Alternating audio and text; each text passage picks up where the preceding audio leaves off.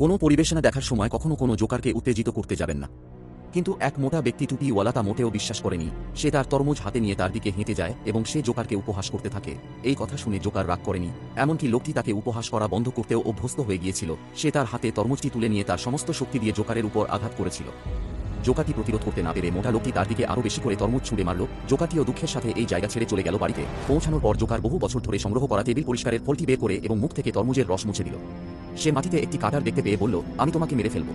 সে এতটাই রেগে গেল যে বলল, আমি তোমাকে মেরে ফেলব, আমি তোমাকে মেরে ফেলব। মোটা লোকটি বাড়িতে বিয়ার নিয়ে মজার সঙ্গে টিভি দেখছিল। ঠিক তখন লাইট জেনা কেমন টিকট্যাক করছিল।